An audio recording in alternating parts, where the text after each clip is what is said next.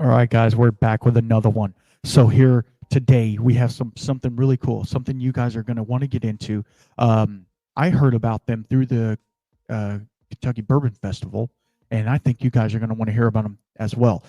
Today we have Greg Keeley with Larrikin Bourbon Company, and we are going to go over a couple of. They were gracious enough to send over some samples. We're going to go over those samples, and we're going to talk about their brand and everything they're doing, and I feel like they have a pretty cool story. So y'all need to stay tuned to this one. Without further ado, here's Greg. How's it going? Hey, Randall, going great. Thanks, mate. Yeah. I'm really happy you're here. I have paper down ready to take notes on all the cool stuff that y'all are doing. My buddy Doc Martinez was at the Kentucky Bourbon Festival, and he talked to you, and he actually got a card from you, and he told me to contact you. And so it's kind of like serendipitous that we are actually here together. It took a little bit getting this going because you guys are so busy doing what you're doing, and I love that the workload is making it to where you have to postpone little guys like me. So it's awesome. I love that. So what before you get into your part of the story, I did pour the bottled and bond bourbon. If you want to tell us a little bit about this, and then you can tell us about your brand. You can tell us about your brand, and basically one of the things I like to ask people is why. Why are you doing what you're doing? I'm coming in again, guys, because we have another sponsor. Yes, we do. We have another sponsor, and that is none other than Texas Whiskey Festival. And if you guys don't know about the Texas Whiskey Festival, it is actually going April 12th, 2025 is when the festival is going to be. It's going to be in Bee Cave, Texas at the Star Hill Ranch. It is an amazing place. It's an old Western town looking thing. It's an awesome place to be. And I just wanted to tell you a little bit about the whiskey festival, because if you've been to any sort of whiskey festival, this one is that, but on steroids, because we're in Texas, right? We got to do it right. There's anywhere between 30 to 40, depending upon the year. You know, some people say they're going to come and they don't come, or more people come than you think are going to come. So 30 to 40 Texas-based distilleries are going to be there, and only Texas-based. That's where it's a little bit different from some of the other festivals. This is only Texas whiskeys, and it is really an amazing thing. You get to go from one tent to the next, talking to people like Iron Root, Balcones, Andalusia, Shire, all of those guys. You get to talk to everybody. Garrison Brothers is there. Everybody's there. Everybody and their dog is there. You get to go around and talk to all of them, try samples of their product. A lot of times they have special products just for the festival that they're releasing, a new product they're fixing to release or something like that. You'll get to try it before anybody else. So go over to TexasWhiskeyFestival.com and get your tickets to it now, because they have a VIP section where you get early access. You get special pours. If you're a VIP, you have a special wristband. You get a special pour. You get a cigar if you're a cigar smoker. And it's just cool bragging rights, you know. And they also, on their website, they sell Glencairns and all kinds of stuff that you can buy for prep. And you can buy it, and they will give it to you at the actual festival. That way you can have a little drinking glass, a little wee Glencairn to drink while you're walking around. So make sure you go to TexasWhiskeyFestival.com and get your tickets today, because I guarantee you the VIP section will sell out, and you will want to be a part of that. So April 12th, 2025 is when it's going to happen. And I'm giving you a lot of notice so that you guys, if you're not from Texas, you can come in here and say, hey, I'm going to plan a trip around the festival. That's what a lot of people do. If you're not from Texas, I guarantee you this is a festival you do not want to miss. So go to TexasWhiskeyFest.com and buy your tickets today. Enjoy the show. Well, the why question is pretty easy to answer, Randall. I retired after 20 plus years in the Navy, both 12 years in the Royal Australian Navy and 10 in the USN. So I served for both countries. Thank you for and your I was service. retired medically because of some injuries suffered in Afghanistan. And, it was at that point one of those things where, what do I do? Do I become a defense contractor? Do I go and work for a multinational company? Whatever. None of that really appealed to me, and probably no one would have had me anyhow. So, it was one of those things where we just decided, my wife and I just had only been to Kentucky a couple of times. But we loved it. So I was down here for a month or so. Just fell in love. I was in Lexington at the time. Just fell in love with the state, with the folks and the people. And we thought, well, screw it. Let's just up chocks and get out of Virginia and move to Kentucky. Awesome. So that's how. And the other part of that, Randall, is that there's really only two things you can do in Kentucky. One is horses, and the other one is bourbon. And I'm scared shitless of horses, so there was no other choice. I had to do bourbon. Okay. Well, at least you weren't scared shitless of bourbon, because that would be that would kind of ruin the whole story. Yeah. So tell us a little bit about this bottled in bond bourbon. I see that it has a 75-21-4 mash bill. Which is pretty normal and consistent throughout a lot of the guys out there. You were based out of Lawrenceburg as well. So tell us a little bit about that as well. Yeah, sure. So we're in Lawrenceburg, Kentucky. Our distillery is literally right next door to Wild Turkey. We love the folks at Wild Turkey. They've been really helpful to us as we've been starting out, as have, Four Roses, as have Woodford, and people it's just that I just love the industry because of the camaraderie and that sort of thing. That was probably the biggest thing that really struck me when we started this up is, I didn't know what I didn't know, and we'll never have enough money, we'll never know enough. But the folks in the business, as it were, the distilling industry in Kentucky, are sort of the best folks that sort of outside the military that I've been around, and I really, really enjoy it, and I owe great debt to those folks. Insofar as the bottled in bond, this was one of those ones, our mash bill with this guy is our standard mash bill. So that's the 75-21-4 is, you'll see that run through a lot of our products. And we do that for a couple of reasons.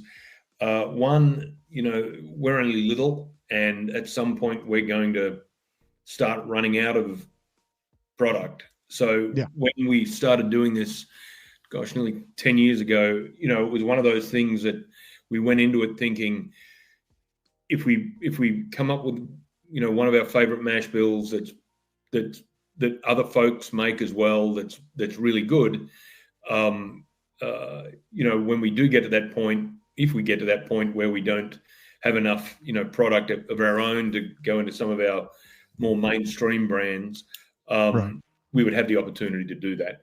Fortunately, right now we've been able to, keep tapping into our own stock, and we're going to keep doing that as long as we can.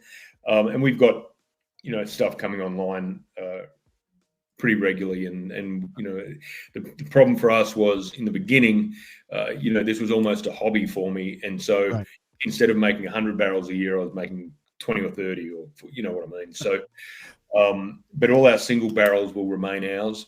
But some of the bottled in bond will be probably one that, we've been doing some contract distilling, although that hasn't hit the bottles yet. But, again, that 75-21-4 mash bill, I'd always wanted to create a bottled in bond product. And we were having people come in like regularly into the distillery saying, "Oh, do you have a bottled in bond? I only drink bottled in bond." I'm like, "Oh, for the love of God." Okay, well, we better get one made. So Chris, who's my assistant distiller at Larrikin, and I spent best part of a day and a half just pulling whiskey out of barrel, literally, when it's not very scientific at our place, literally just pulling samples out of barrels, mixing them together and seeing what would work. And it wasn't getting to where I wanted it to be. And by sort of noon on the second day, I was like, okay, we've been being too clever here. So I just said, find the two hottest barrels that we didn't think would go in this whiskey, and find me the most boring barrel that we wouldn't have put into this whiskey. And that's what he did. And there was only 3 barrels in this first batch. This is actually still the first batch here that you would be drinking as well. Oh, okay. So there's only 3 barrels in that, and we blended them together, the little samples of them together, and I knew before I'd even tasted it that it was right, and Right. it was. And the next batch we're doing is, to get to the same profile, we had to go into 7 barrels to get where we needed to be. But we're very lucky. The reception to it has been terrific. We launched it at Kentucky Bourbon Festival, and it received, very, very positive reviews and responses. So we've been particularly lucky with how that's gone down. Yes, and just to let you know, I am taking a cheeky little sip of it, and it's really nice. It does have that springiness at the front where it's almost a little peppery, and then it just mellows in the background, and then you get the vanillas and caramels and stuff like that. And is this 4 years old, or it says this is 8 years old?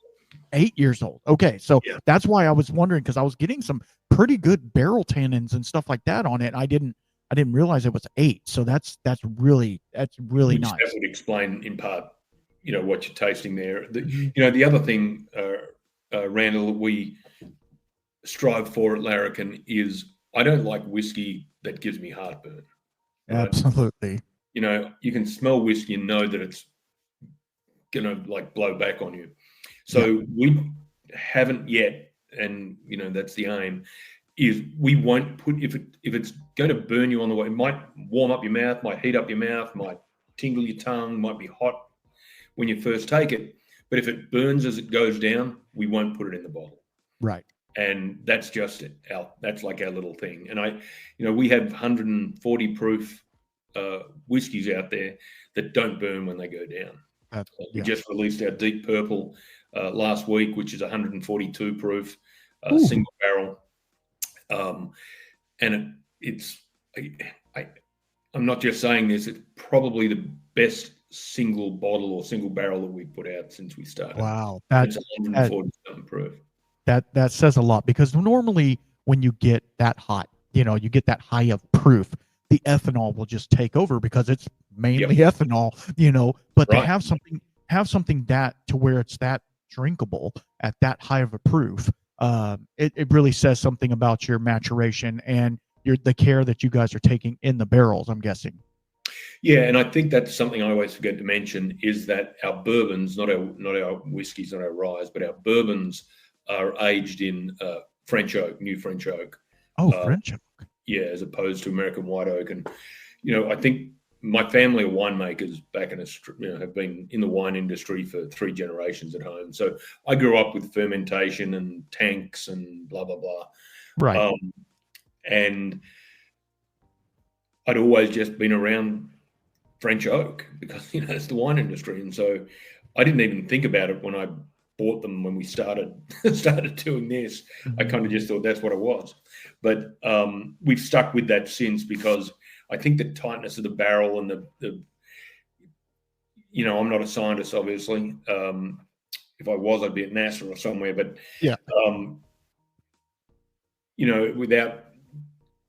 that's my anecdotal reason why our whiskey doesn't burn, and maybe that's total nonsense, but that's in my head, and that's what I'm. That's my story, and I'm sticking to it. No, and I think you're right. I think you're getting onto something, because with French oak, a lot of times I get a little, I don't want to say a darker flavor, but I get a little more of a dark flavor on it. Not like molasses or anything like that, just like a darker wood type flavor. And that's what I'm getting here. Exactly. Yeah. Right. Yeah. And so it's really interesting to me, that how the profile of it, and I haven't taken a sip in a minute, and I can still taste it going back in my throat, which is really nice. And then it does warm you a little bit. You get that little Kentucky hug, which is perfect. And this is just at 100 proof. So I mean, that's saying something. So let's talk about Larrikin. I was looking on your guys' website, and I thought this was very fitting, because I feel like I'm the same way. Larrikin in your description says you disregard convention. Yep. Which is something that I have tried to do in my life. Obviously, I'm the tattooed guy. Man, that's some Yeah, serious I heat, am. brother. Yeah, I'm I'm the redheaded stepchild of whiskey. Nobody wants to talk to me, that type of thing. But yet when I'm I don't doing want to cool talk to stuff, anybody anyhow, so there you go. yeah, exactly. I don't want to talk to you anyway.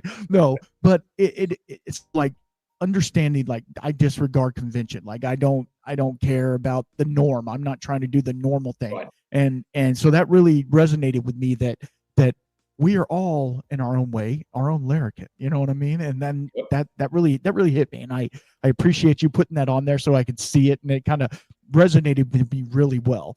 And I want to thank, is it Jennifer? Jennifer Ritchie, yeah. Yes, for sending over. She sent like papers with all of your information on it, like this. She went out of her way, little stickers, all the things with this sample package. So it gave me the lowdown. Somebody's got to keep the ship floating. Certainly not Absolutely.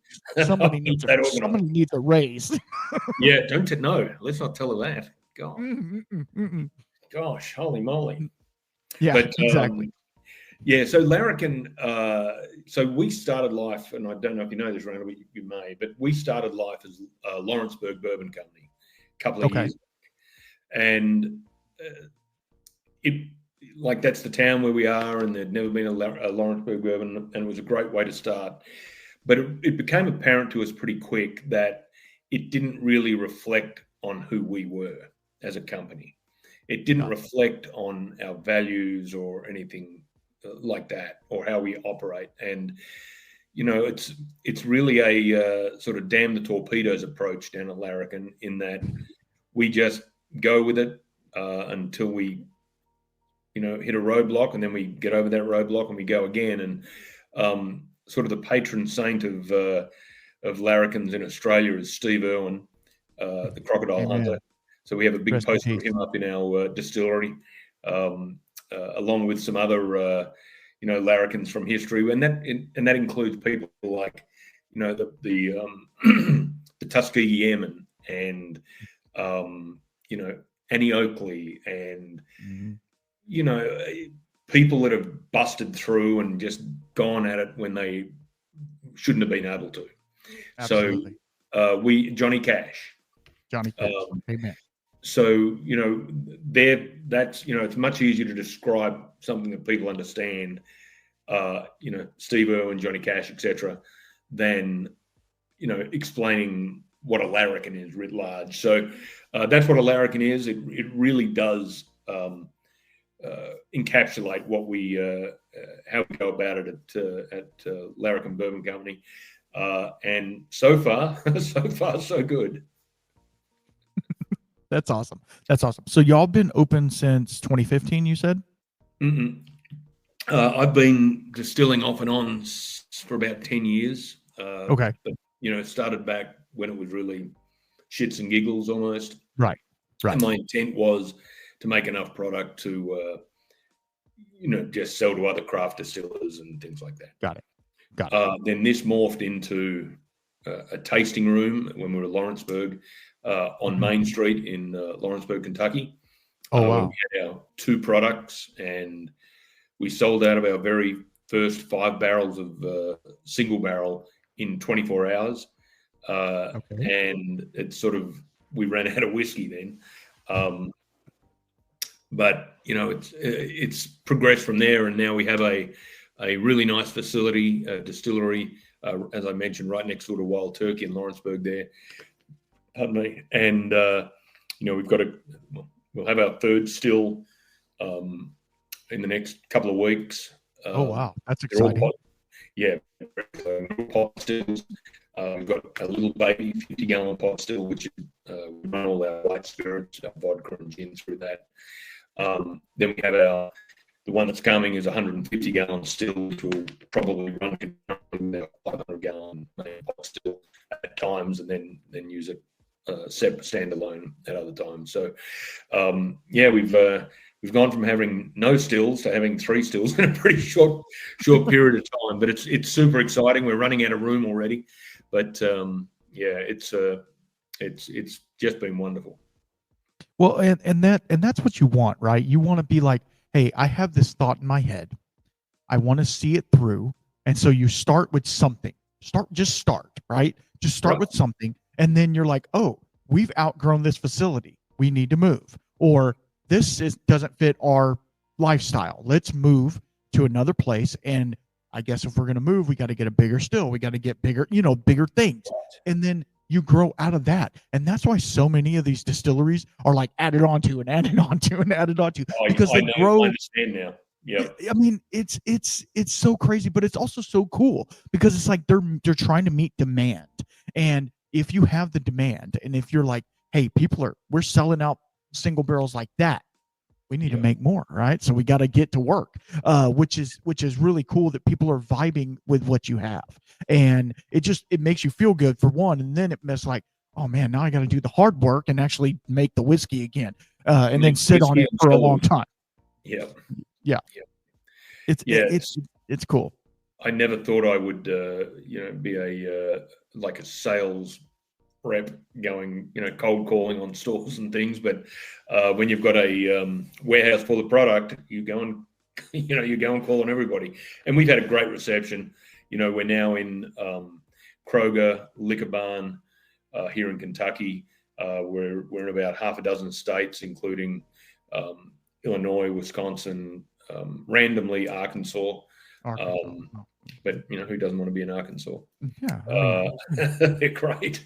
But it's been certainly an education getting to where we are. A lot of frustration, and because remember, the alcohol industry is probably the most regulated industry in the country, particularly when all the government agencies are putting their hands out for money. I mean, the local county here in Anderson County just tried to put a 5% tax on any alcohol sold by us, Four Roses, Wild Turkey, and we beat that back. But everyone's got their hand out if they've they see the bourbon industry as a bit of a cash cow, and it's an easy way to fleece some money out of folks, and they kind of forget that these distilleries are employing people, they're putting people in school, they're paying their tax, but it's an easy hit for some of these guys to come in and ask for it again. Well, and I mean, like most people say, I just want to make good whiskey. That's all I want to do. Like, why am I sitting here having to sit down with tax people? Like take care of it. But then again, like they keep adding on and adding on. Next thing you know, a bottle of whiskey is going to be $300 by the time, so you can pay taxes on it. So I totally get it. But you have to fight this stuff, but you have to be in the community. And I feel like that's one of the things you guys are doing. You guys are in the community doing the thing, because there's some of these people, the big guys, that they don't really they have community outreach, but they don't have it in their area. They might just have it in their area. They don't branch out as much. So it's really cool to see that you're, fighting the good fight, I guess. Yeah, that's our unofficial slogan at Larrikin is "Born to Fight." So we have a lot of vets work. Well, when I say a lot, nearly half of our little team of veterans. Wow. At Larrikin, we count vets as military vets, law enforcement, EMTs, and first responders, and nurses, healthcare professionals. Awesome. So we've got nurses, we've got Marines, Navy, Army, no Air Force yet, and we've got one cop. So one cop. Yeah, one cop. That's all you can really handle is one cop. I have to tell you this. So Brian, who works for us, is a cop, still badge carrying police officer. So he was at Evergreen Liquor in Bardstown last Saturday, I think. Talking to the manager and whatever. Anyhow, in the corner of his eye, he notices someone stealing a bottle of tequila. He waits for the guy to walk out the door. He literally runs, or he sees him walking out the door. He literally runs after him and arrests him on the stoop of the shop, Well, it was a Saturday. All the customers, the staff are all watching. Yeah. He then calls into the Bardstown police station and gets a paddy wagon to come and pick the guy up, charges him, and off he goes. That's crazy. That's crazy. It was pretty crazy. It was crazy. So that's funny. That's funny. So it's not like in what is that, New York or California, where they just watch them walk out. They're just like, hey, we can't do nothing about it, so they're just gonna let them walk out. I don't think that's gonna roll in Bardstown, Kentucky. I don't think so. I don't think so.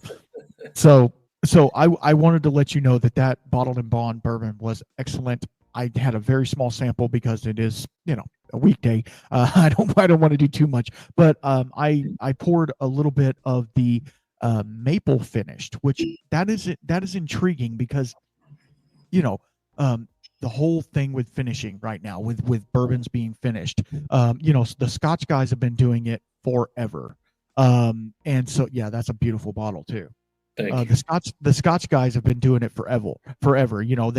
They start out and use bourbon barrels. So that's kind of their thing. And bourbon has just now, they've been doing it for a while. There's a couple of expressions that were doing it, but they're just now coming into their own, I think, with this whole finishing thing. And why did you pick maple? So we have a little program at the distillery where I've been pretty anti-finishing anything. Right.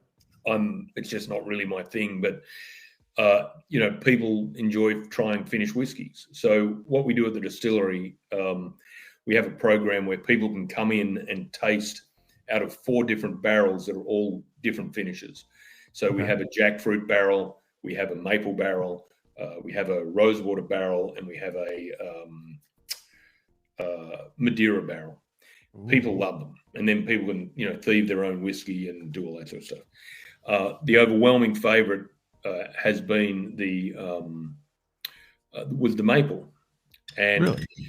The maple has a pretty cool story because we'd been dumping our barrels and sending them to a husband and wife maple farmers in Wisconsin, a place called Merrill, Wisconsin, and they would then put their maple syrup in it. We would buy the maple syrup, and they were shipping it. We thought, well, heck, we'll get the barrels back and we'll put some whiskey in them. So the barrels had our single barrels in them. They've gone to Wisconsin, been filled with maple syrup for about 4 months, I think. And then they come back to us, and then we put our these are all 5-year-old, I think, same mash bill. And we only let it rest in there for a couple of months because, I've had some maple finished bourbon, which tastes like it's scraped off the top of a pancake. And that just wasn't what we wanted to do. I wanted the whiskey to shine through and just have that hint of maple syrup in the back. And I think we've pulled it off. This has proved super popular in the last, I guess it's the season for it. It is. And I will tell you, I just took a sip of it. And it's bourbon all day long. And then at the very end, you get that sweetness, that syrupy, maple sweetness, which that's it. That's all there is. It's not like it's overpowering with, honey or all this, or it's super sweet. A lot of people think that finished stuff is really sweet, but some of them is if you don't dump all the maple out and stuff like that. But yeah, that's really interesting. Now, I will tell you on this one, and I don't know if it's a typo, so if it is, I'm sorry. It says 70% corn, 9% malted barley. So this no? Okay. I just wanted to say, I was like, that's definitely that's weird. Okay. Our small batch is our only high corn whiskey, which is a 70% corn. So that probably got thrown in there by mistake. Okay. No, it's no big deal. I just wanted to clarify that. That's one reason Jennifer can't get a pay rise. Oh man, she messed it up. That's right. That's awesome. That's awesome. No, this one to me, and this one is coming at 45% alcohol or 90 proof. So it's a little bit lighter, obviously, in its flavor. It doesn't have the prickle on the lip at the take in, but it has, the nose is really nice too. It has this just inherent, I wouldn't even, if you were to give it to me up front and say not told me it was maple finished, it just has an inherent sweetness. It's not until you taste it when you get that little maple hint, and it's just like a kiss of it. It's nothing overpowering, which is really really nice if you want something finished but not, dunked in maple. I'm going to rip off that phrase, a kiss of maple. I like that a lot. You should be in our marketing department, Randall. I really should. You should. We'll talk to Jennifer. I suck at marketing, but okay. I can't even market myself, let alone an entire brand. I guess I am marketing a brand too, but anyway, whatever. Okay, so I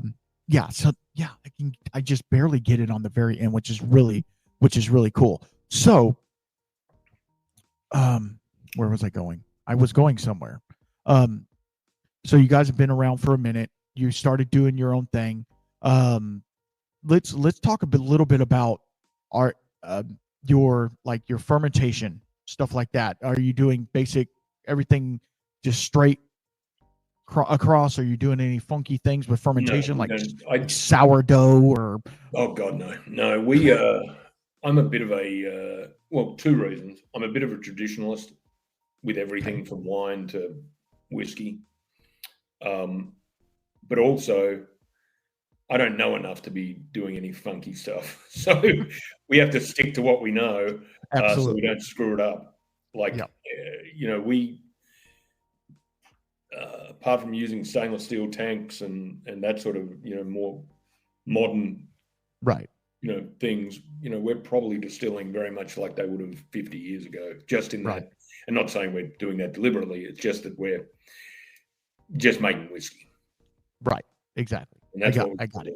Yeah. Yeah. Well, and that's the thing. Like, if you let the whiskey show, like, use a good yeast that's going to attenuate well, that's going to get out of there, it's going to do its job, it's going to eat the sugar, and then distill it clean, distill it, like it should be, put it in good barrels. Can you talk about the coopers that y'all use?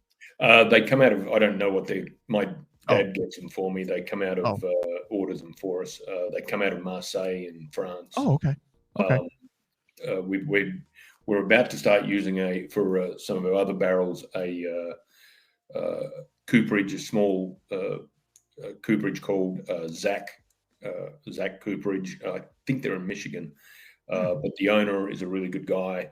I think his barrels are fantastic. So they'll be our locally sourced barrels moving forward. Awesome. So do you do any American white oak barrels? Or are they all French oak? These ones will be American white oak. The ones we get from Zach. So all of our non-bourbons are American white oak. So our ryes are all American white oak. And French oak is expensive. Yes. So we're talking with Zach at the cooperage about, doing some things where it might be, we use the barrel heads will be French oak and the staves will be American white oak. Oh, that's cool. Or intermingling different staves of French and white. I don't know how that would work with the expansion and stuff, but we're pretty well advanced talking to them about the barrel heads as a French, just to try something different.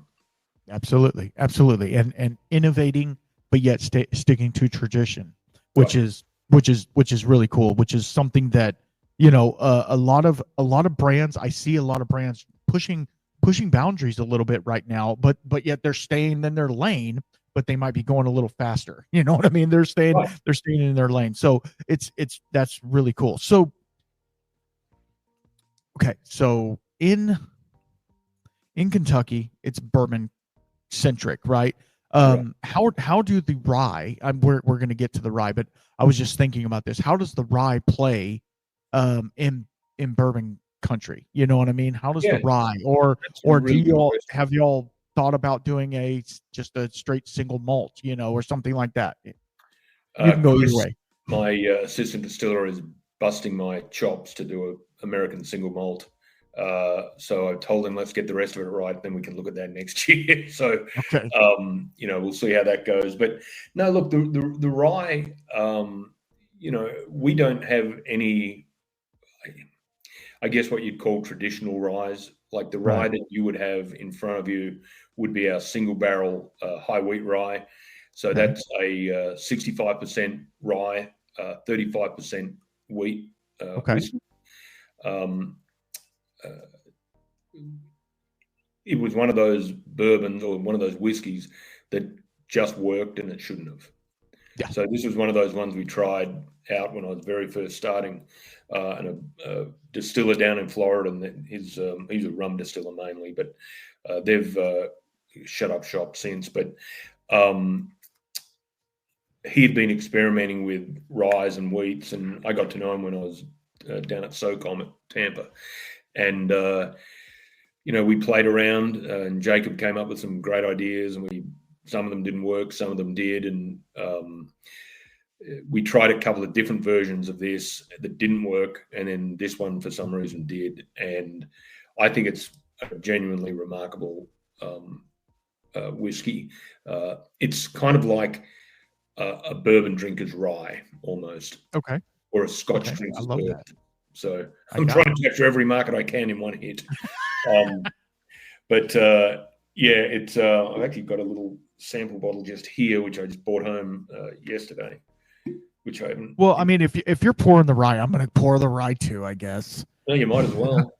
You might as well, right? It's not in order though. Everything has to have order. Okay, so while we're pouring this rye, and I'm going to nose it and do all the things, the nerdy things that you do. I have never been to Australia, and obviously it's a destination that everybody wants to go to. I have a buddy who lives in New Zealand, but that doesn't mean anything. New Zealand is not Australia. Just around the corner. Yeah, exactly. So, what is it like? You were in the military over there, which that's awesome. How different is the military in Australia from America? Yeah, I get asked that a lot, and I think the there's a couple of ways to answer that. One, it's much smaller, obviously, right.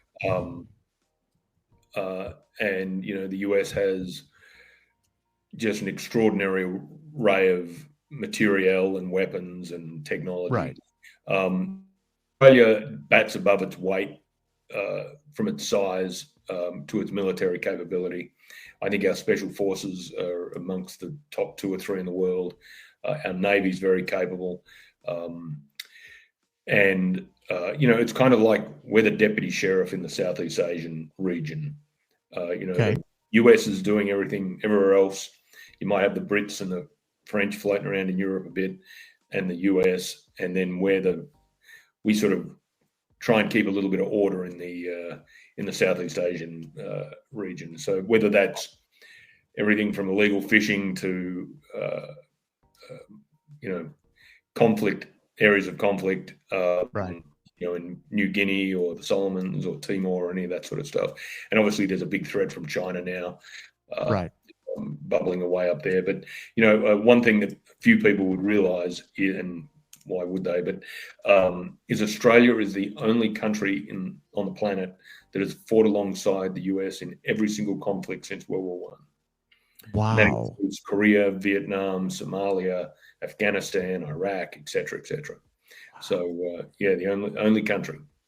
that and see, that's the thing that, I mean, maybe I'm in different history books or whatever, but that's the thing that they don't tell you. Like, we do have really good allies that have had our back for a long time, and because everybody, not I don't want to say everybody, but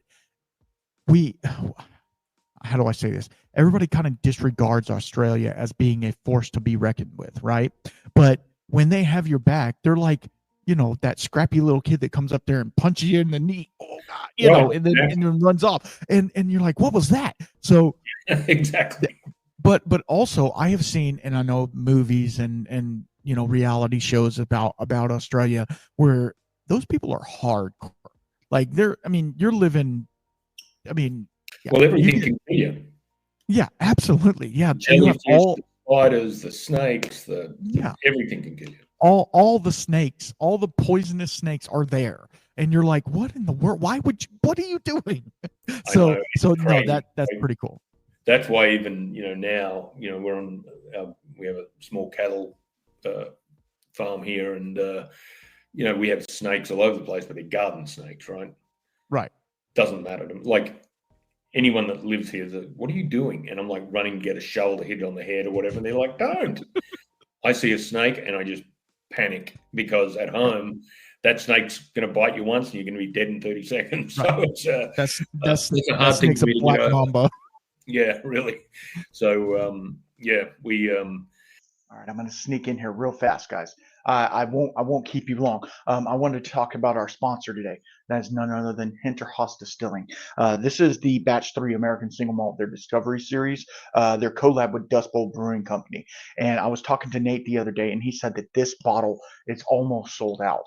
So if you want to get one, go over to hinterhouse.distilling.com and pick you up a bottle. I've been sipping on this one. I sampled this one out a little bit to some people. We've had some really good reviews with it. So if you're into American Single Malt, and they also have bourbons and other things, their Warming Hut was an amazing cordial or holiday drink that they made. I don't know if that's available anymore, so you have to check the website. But one of the things I will say, these guys are grain to glass. They're doing everything in-house. They're trying to keep it as local and as terroir driven as possible. So go over there, check them out, hinterhouse.distilling.com. They do have pretty good distribution, so you should be able to get you a bottle. So y'all be good. Enjoy the rest of the show. And until next time, keep your spirits up. I have a healthy fear of snakes. Well, which everybody should, because I live in Central Texas and we have rattlesnakes all over the place. I live right close to a big granite deposit, and there are rattlesnakes all over the place. And so, like, I'm a plumber by trade, so I go and I crawl underneath people's houses and I dig in their yard, and their little valve cans that you have to open up and turn their water off. I have found, luckily, I've been doing this a while. Luckily, I've only found like 2 or 3 snakes in all of that. And of course, I turned around and left, because I'm like, I'm not crawling underneath your house. There's a snake under there. I'm not going to do it. Because for one, I can barely turn around under there. I'm not going to be able to run if that snake is coming after me. So you find somebody, get Billy the exterminator to come over there, get that snake out, and then I will go back under there. I still would. I'd never get back on that. Absolutely. It's so crazy. Okay, so I did dip into this rye whiskey, which jumped the gun, which made me feel weird. But anyway, so this is a single barrel 9. Let me see what she said. What did she say? Where's my? It is a 8-year at 120 proof. Yep. So, I mean, you guys are getting some excellent age statements on these whiskeys. How hard is it for you not to pull it earlier? Up until now, that was always the intent. Well, back in the day, I was never going to release anything that wasn't at least 5 years old. And then there's a master distiller here of a big distillery that I've known for a number of years that I trust his judgment on. And we popped these 4-year-old barrels, 4.5, I guess. And I was like, these are bloody good, And so I took them to him and I said, what do you think of these? They're only 4.5 years old. I'm really going to leave them I think I'm going to leave another 6 months or whatever. And he tasted a couple of them. And he's like, Greg, you just need to put these in the bottle. They might get a little bit better. They might not, or they might just change, entirely. Right. And, that was a lesson to me. And what we've done since is that, you can go into Liquor Barn or Kroger and see a bottle of Larrikin single barrel on the shelf and another one next to it. And one might be 6 years old and one might be 8 years old. Okay. People are always going to gravitate to the 8, and we get that. Right. But we will bottle the barrel when we think it's ready to go in the bottle. I love that. So, we've had 5 years out. I mean, we had a 5-year single barrel that we entered in the Monterey International in California. It was a 5-year, and it was up to 10-year-old class. It won best whiskey, best spirit, best in show, the entire spirits thing, It won me Distiller of the Year, and it scored 99 points. Shut up. This is a 5-year-old single barrel. It was 120 proof, I guess, but it was 5 years old. Right. You know, I've got 5-year-old barrels in our rick house that I'd put up against our 8 and now some 9-year-old barrels. They're just better. Wow. Yeah. Wow. Longer doesn't mean better, in my opinion. No, and no, I know a lot of people disagree with that, but just because it says 8 years or 9 years or 10 years doesn't mean the whiskey's necessarily any good. It's just been sitting there longer. Absolutely. Absolutely. And after a certain time, you're just building more tannins. You're not really building complexity. You're just making it more woody, if that makes sense. Yeah. You're just making it taste like wood. And some people love that. Like, you know, no offense to Pappy 23 or anything like that. It's okay, but I prefer the Pappy 15. Not that I have 7 bottles of it sitting on the shelf or anything, but you know, it's one of those things. Like, I prefer the younger style. And I've talked to quite a few people. I've been gracious enough to have quite a few people on the show say we pull it when it's ready. We don't care about this huge age statement or anything like that. We pull it when it's ready. And I love that. I love that you guys are like, hey, this 5-year-old is way better than this 8-year-old.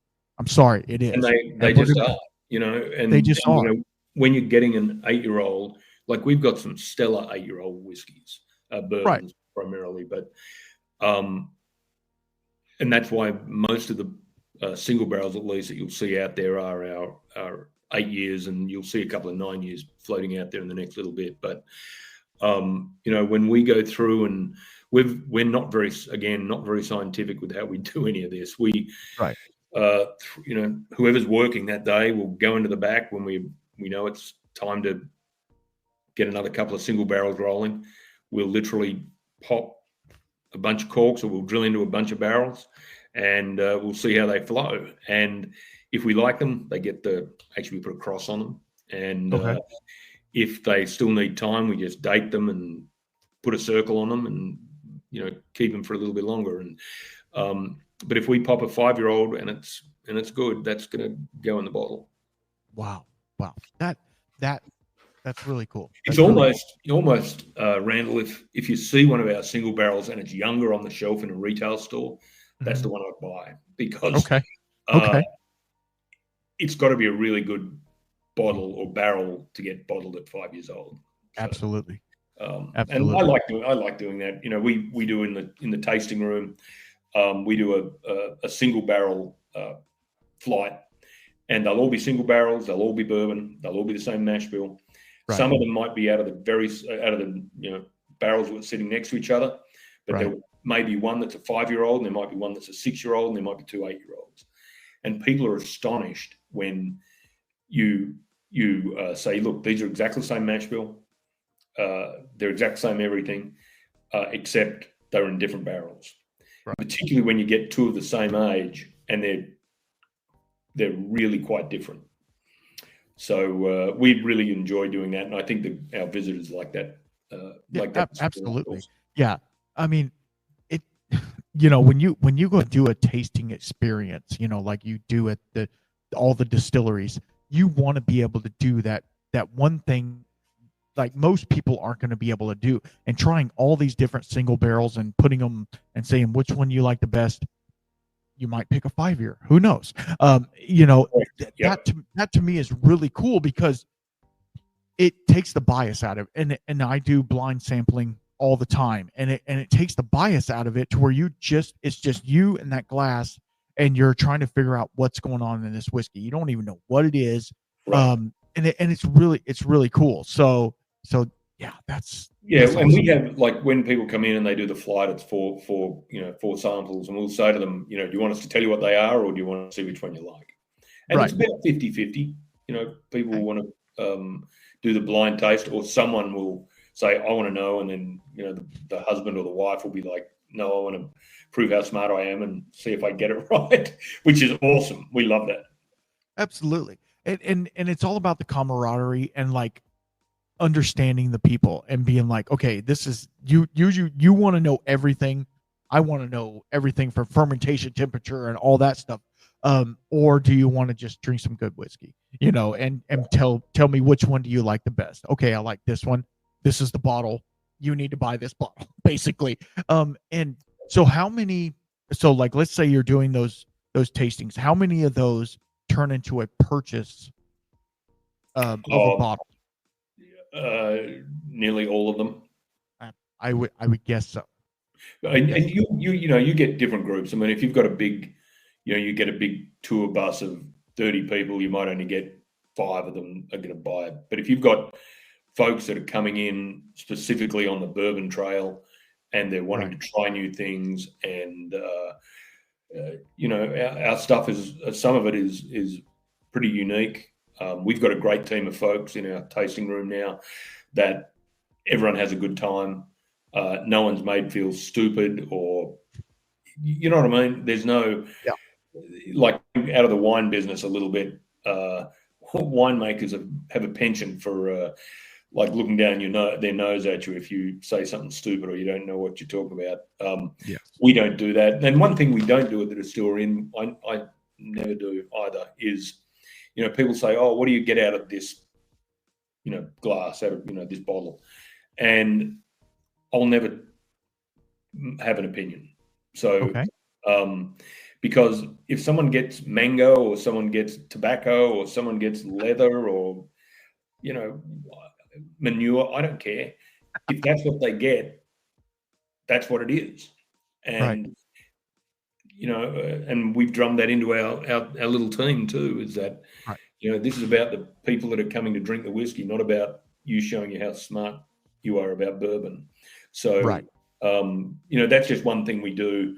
And I think people enjoy it. And I think, if someone does taste, lots and lots of leather-bound books or whatever, that's what they've tasted. And I who am I to say, well, no, it tastes like caramel and vanilla. Right. Well, because it's so subjective. It goes with what you've ate for the day, your mood, your, how you're, just how you're feeling can change how you're tasting things. So you can taste one bourbon one day and be like, that's amazing, and taste it the next day and I'm like, nope, that's crap. So, and I bet that's hard for y'all. I do that every day. Samples. Go ahead. Yeah, every day I do that. Like every day. I will try, and it could be off the single barrel tasting we've got on the thing. People say, which one do I ask me which one I like the most of the samples, and I'll tell them that. I'll say I like, B3 or Charlie 6 or whatever.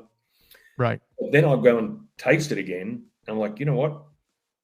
I actually like Delta 2 now, because you're right. It's the environment. It's what you've been doing that day. It's, do you want something that's robust and spicy, or do you want something that's just going to glide down your throat? Right. And it changes dramatically for me. I don't know if that's the case with everybody, but I really notice a difference, even morning to night, day to day. It's it really is quite different, the experience.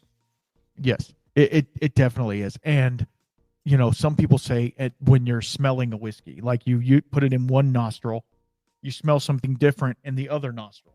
So it's like it's so weird. And everybody's taste, it goes back to a memory, right? Taste is directly related to a memory. Yeah. So this whiskey smells to me like my grandma's basement. Have you ever been in my grandma's basement? No, but if I explain it to you, you can understand. Oh, you're getting that graham cracker or that moldy wood, that whatever, but that's the thing. Like, it all goes back to a memory, which is, and so like some people will say, this is the best bottle I've ever had because it gives me that memory of a really great time that I had. But to another person, they'll be like, no, I like this one. That was not that good. They're all great in their own respect, but like this one is really singing to me. So it's like taste being so subjective. I really applaud you for not putting your 2 cents in and being like, it's good whiskey. Obviously I made it, but other than that, enjoy. I'm a little bit biased, but yeah, exactly. And so I moved into the last one because I'm going to wrap up here. I'm not trying to get you off the floor at all, but This is the single barrel bourbon, and it was barrel C3, coming in at 121 proof, and it is a 8-year-old. And so this one, to me, I saved it for last because it's I think it's the higher proof. It's the higher proof. That would be. By 1 point. Yeah. But it brings me to a thing of like, I like to ask this question a lot. When you're not drinking your own bourbon and you're not tasting it, and I know like people say, "Oh, it must be nice to just drink bourbon all day and taste bourbon all day." It is. It is. Yes, don't get me wrong. That's a perk of the job. But at the same time, what is there a bourbon that you go to that's not your brand? And I'm not trying to be brand specific. If you don't want to tell me, but like a bourbon you go to, or a whiskey, or a cognac, or whatever that you go to, when you're like, man, I just need to either reset my palate, or I just want something I don't have to think about. I just go to it and it's awesome. Yeah. So if that's a great question. I mean, there are so many fantastic whiskeys out there now. There's some really shit ones too, but there's some really good bourbon and really good rye out there. And I just think around, I've been really impressed with the blends that they're doing at J.R. Mattingly's, which is down by Buffalo Trace. I think they make some this Mattingly's. I think they make some great whiskey. But if I'm in a let's say I'm in a sports bar or a bar or whatever, or an event, my go-to is generally Turkey 101. Mm-hmm. It's consistent. It's like the Big Mac of bourbon, but it tastes good, unlike a Big Mac. Yeah. But so I'll quite happily sip 101 neat. I'll put it on a rock. I'll put it in a cocktail. So that is my, and nothing against any of the other big brands, but if you're in a bar in, I don't know, California, they don't really have a lot of selection of anything craft or any of that sort of thing. Right. And so there's all the sort of majors up there that you can get in, everywhere. I'll almost always drink 101. Absolutely. You picked the right answer. So good. I just think it's great. And it just so happens they're your neighbors, so that's even better. Yeah, right? I can't say anything bad. So do you get special perks? Not trying to talk about Wild Turkey on your podcast, but do you get special perks over there, being like, "Hey, can I get a sneaky taste of this, 100-year-old whiskey?" I mean, do you get any perks? If we asked, they would absolutely do that. But I tell you, the biggest perk we have, Mr. Russell, Jimmy Russell. He loves chatting to all their guests and stuff over there, and he now sends so many people to our distillery. Oh my gosh. The first time it happened a few months back, someone walked in and was like, "Oh, Jimmy sent us." I'm like, "Jimmy who?" And they're like, "Jimmy Russell Durr." I'm like, "Oh, he did? Oh, that's good." And now on a weekend, because I think he's generally there sort of Thursday, Friday, Saturday kind of thing. Right. When he's, feeling good, we'll get a dozen groups come in that Jimmy Russell sent to us. Oh, that's amazing. But again, that's the industry. He is such a nice man. Just wonderful. And, but yeah, like that's a pretty good perk. And, the other pretty cool perk is, you go to if you go to a Christmas party with a bunch of industry people, distillers, it's always bring your own bottle. And there's the best ones are when you rock up and there's hardly any labels on anything and people just written in a gold pen it is. And it's got a white sticker on it with what it is, and they've just pulled it out of the barrel that day or whatever.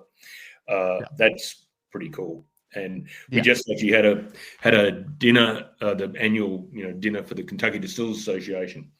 And part of it is, members will, if they want, can put a bottle on an open bar, and it's all bartenders and stuff. And but literally, there's you think of any really good Kentucky whiskey, and it's sitting behind their bar. And that was a long night. Yeah, I bet. And so this brings up another question, obviously. How do you like being around those people that you admire in the whiskey industry? And you guys are not young in the game. You guys are getting your feet and you're making excellent product. How do you like not get like the I don't know, the jitters being around all these people that are like juggernauts in the game? Yeah, it's funny you asked that. I've done in the last 6 months some, been on panels or in interview situations. Like I just did one at Bourbon and Beyond, which is that huge music festival in Louisville. And, I'm on the panel there with Elizabeth McCall from Woodford and, who else was there? Johnny from Peerless Distilling and oh my God, mine's just gone blank. From Brent at Four Roses. So there I am on this panel with these doyens of the industry and me. Right. And but they are very welcoming, and they know I don't know shit from clay compared to them. But it's quite humbling that these folks are that are that welcoming, and it's great. I mean, I just did another a veterans thing at the Kentucky Derby Museum, and there was the lead distiller from Bardstown. Who else was there? I can't even think, but they were all big. Oh, there was me and MB Roland. That was the other small one, and then there was and MB Roland aren't tiny, and then there was Bardstown. I can't remember, but there was all of these big lead distillers on this stage, and Fred Minnick was the host, and did the interviewing and stuff, and it was just a hoot. We were all laughing, and absolutely, all giving each other shit, as it were, as we were going along. I hope I'm allowed to swear on this podcast. Sorry. Oh yeah, let her rip, Tittership. To you. Yeah.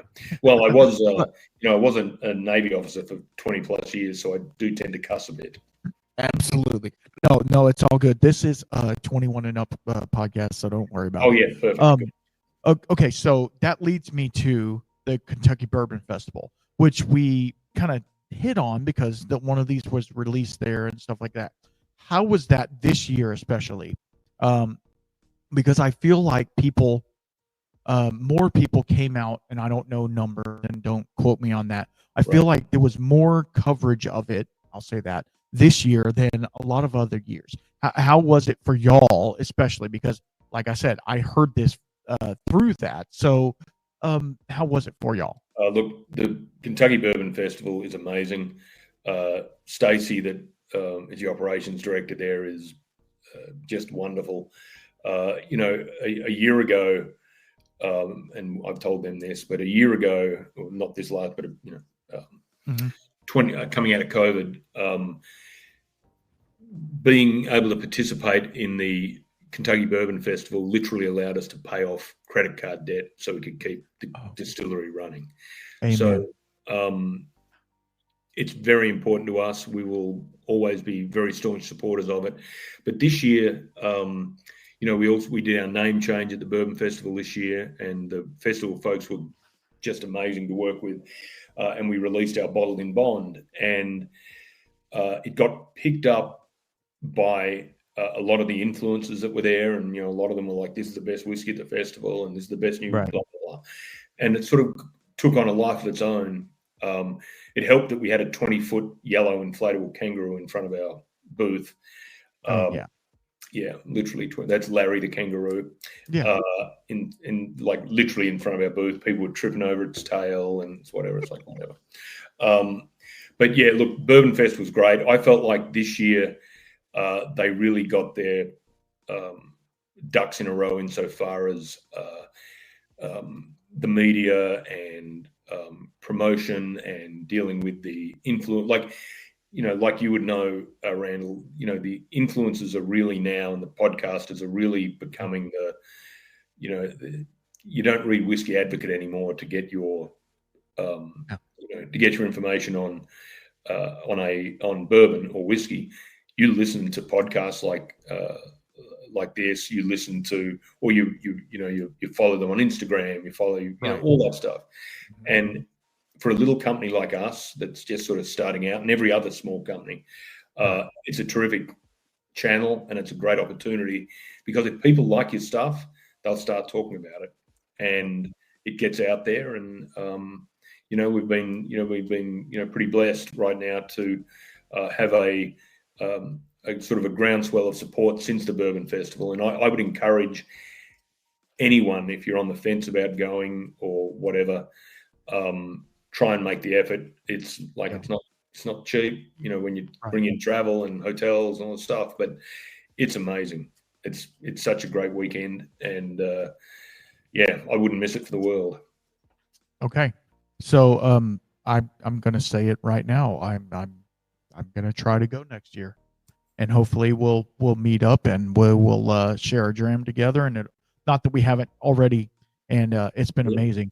But yeah, no, to me, all those festivals are basically, because we have a big one here in Texas as well, called the Texas Whiskey Festival. It's pretty obvious, but it's all. Were you involved in the marketing of that name? I was not. I was not. I should have been, but but it's all Texas distilleries, so that's kind of cool. But But the thing is, it's all about the camaraderie, and it's all about showcasing. Like, you have the #1 brand in Texas over here showcasing this brand that has 3 bottles out on the shelf. That's it, and these is 2 barrels that they've made. Like, they're barely keeping the lights on, and you have big distilleries showcasing these little guys, like Wild Turkey's doing with you guys, sending people over to your distillery and saying, "Hey, go check them out." They don't have to do that. They don't have to. They don't do it as well. Right. So these are big brands that could use all of the money. They use all of the money. They don't need to give any of it out, right? And for a bourbon enthusiast like myself, and I'm sure you are as well, like, we want to try everything, right? That's why we have the collection and we do the things, right? But at the same time, we want to support people who are doing cool stuff. And I feel, and this is just, it might be biased because you brought me whiskey, and that's fine, but I feel like you guys are doing really cool stuff with really cool whiskey, and you have a cool story. You have all the things that matter in the whiskey world. You're not, I mean, I hope this doesn't happen. You're not selling out to another company. You're not doing the things that everybody thinks about in the 5-year game or 10-year game, and you're trying to be as legit as possible. And that, to me, shows a lot of favor, obviously, and it shows your disregard for the convention, the conventional, the true Larrikin of whiskey. And so that reminds me, one thing we do too, and I should have mentioned this before, but okay. On all of our bottles, you probably can't see it very well, we always put the mash bill. So, I love that.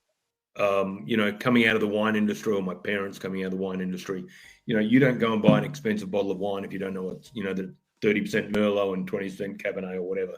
Right. And we brought that across into our bourbon, because everyone's like, "Oh, won't people steal your mash bill?" I'm like, no. It's like, no, I don't care. They can know what the mash bill is.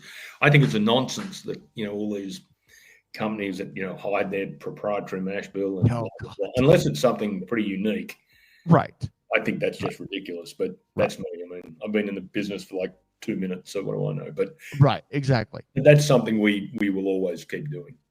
I and for us nerds, and I consider myself one of them, we really appreciate it, because it's one of those things where, like, we don't care. It tastes good. I don't care. But at the end of the day, I'm like, I can taste the corn in that, or I can taste in that rye. I can actually taste the wheat in that, and so it's one of those things where, like, all of us nerds are like, okay, so this is what the wheat in that rye tastes like. Okay, so then we jot it down, and we know the next time we try something with that, we can kind of compare contrast from this bottle to this bottle. But it's all about the manufacturing. You guys are never going to make whiskey that can be sold at Old Forester because you're not Old Forester and you're not trying to be them, right? So you're trying to do you're trying to stay in your lane, do your thing. And I feel like I beat this into the ground already, but you're doing your thing well. And I feel like everybody else is doing their thing well. So you're not really competing with anybody. No, you're competing with yourself. Right. You're competing with yourself. Like, you're trying to make a better product tomorrow than you made yesterday. That's exactly 100% right. Yep. That's it. And I think that's why the industry has such great camaraderie and all that sort of thing. There's enough room in the pond for everybody, particularly when you're at craft level. Right. And, it's one of those, what's the saying, the rising tide raises all ships kind of deal. And I think it's really, really true in the bourbon industry. It really is. Yeah, and it is. I mean, if there's craft distilleries closing down all over the place, that doesn't help me. I'd prefer 3 to open up on our road, Right. Because that's good for the industry. It's good for us. I genuinely could care less. I'd actually like it if one opened up next door and one opened up across the street. Absolutely. So about 6 months ago, I was talking to somebody and I was talking about the fall of bourbon or the fall of whiskey, right? And I was saying, because everything, bourbon's been kicking ass for a while, right? And it's just going up and up and up. And that's why you see all these NDPs coming in and they're just dropping bourbon. They're dropping MGP on everybody, right? Right. So, and I was kind of negative about it. I'm going to be 100 with you. I was kind of negative about it because I was like, is this the fall of bourbon? Is this the end of an era? Are we going to go, because then you talk about a temperance movement that's coming in where people are like abstaining from alcohol and stuff like that. And I am a forerunner of drinking responsibly and all of the things. But at the same time, I have seen nothing but gradual growth on the bourbon market since then. So what are your thoughts on that? And then we'll wrap it up. Yeah, look, I think you touched on a number of great points there. I mean, a couple of things I will say is that I believe the fall of bourbon, blah blah blah, has been just blown up. I don't know why or by who particularly, but people have seen that. The people that go and collect all the stuff have seen that. Oh well, I can now get Eagle Rare on the shelf at wherever I can get this. So there must be too much bourbon and the arse is falling out of bourbon. No, it's a very simple calculation. Is the big guys made a shit ton of whiskey during COVID. Yes, they did. And they haven't sold it all.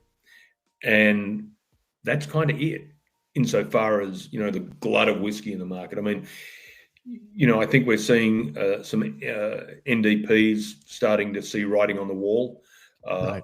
That being said, there's never been a better time in the last 5 or 6 years, 10 years to be buying barrels, because what's happened in the market is that you've had all these speculators, investors that don't really understand the industry, have taken loans for $1 million, $2 million, and gone in and bought new fill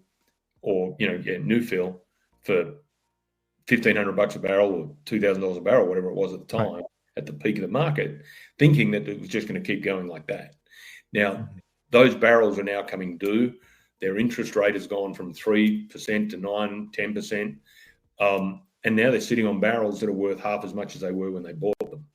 So that's the other part of that glut, is all those speculators are now actually trying to get out of the market and not do their britches. So I don't think it's dire like that. When we were at the KDA annual general meeting, there was one of the folks that do all the research and stuff like that.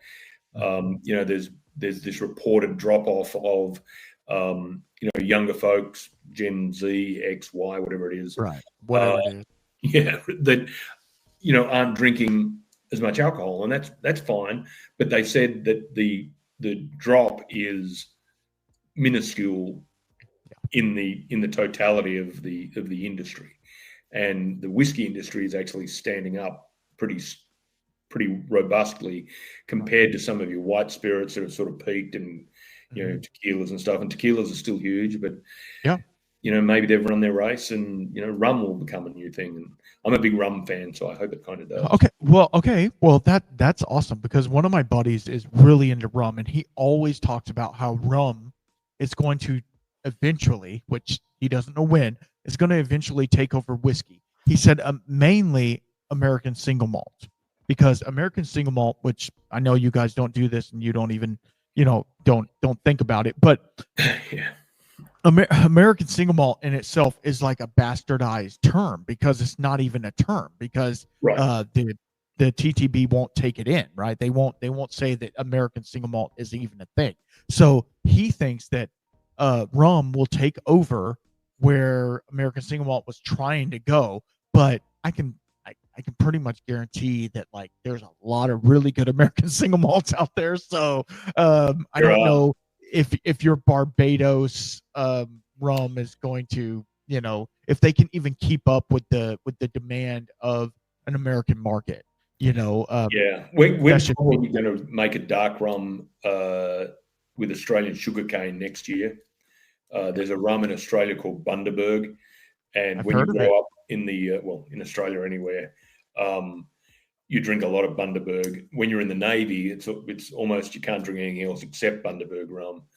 And and the problem with it is, of course, it's just made of sugar. It's like sugar.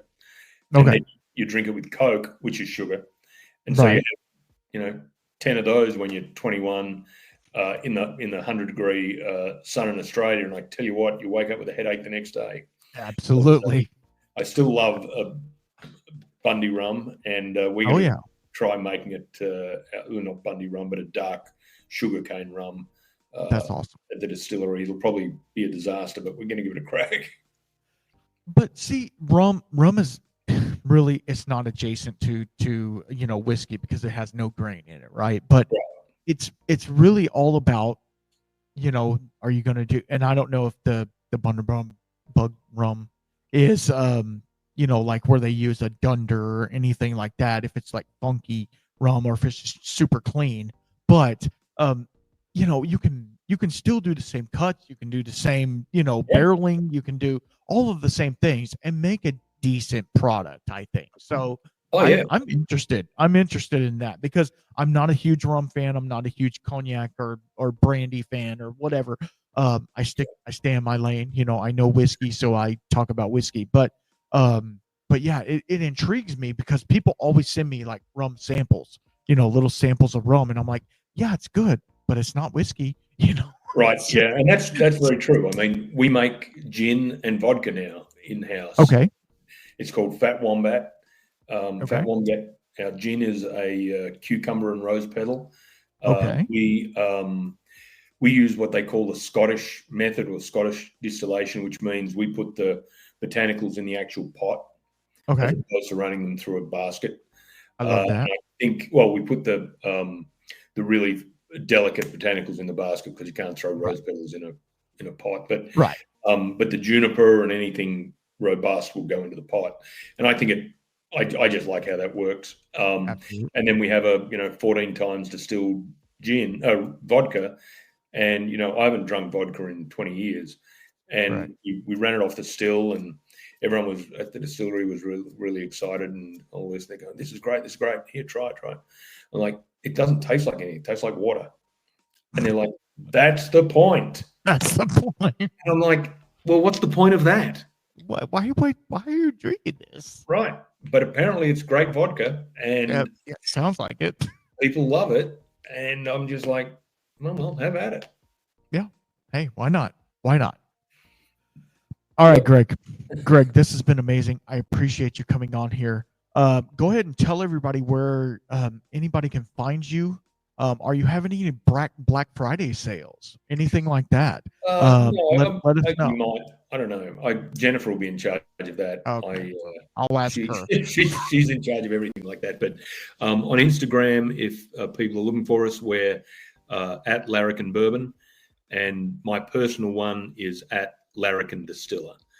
And our website is the same, just larrikinbourbon.com. And we just got our shop up. We've got some really good merchandise and stuff Awesome. with our fighting kangaroo and our Born to Fight slogan on there. But look, if anyone's listening and they're coming through Kentucky and they're on the Bourbon Trail, please do stop in. We're honest to God next to wild turkey. So if wild turkey's on your radar, go and talk to Jimmy, then pop on over and come and visit us. We promise you'll have a good time and you'll drink some good whiskey. Absolutely. Greg, this has been amazing. I can't thank you enough. Stick on real fast. I want to talk to you after. But as always, guys, you know where to find everything that I'm doing. Please, I will have all of the Larrikin stuff down in the description below, as you well know. So go follow everything they're doing. And we'll see you on the next time. And until next time, keep your up.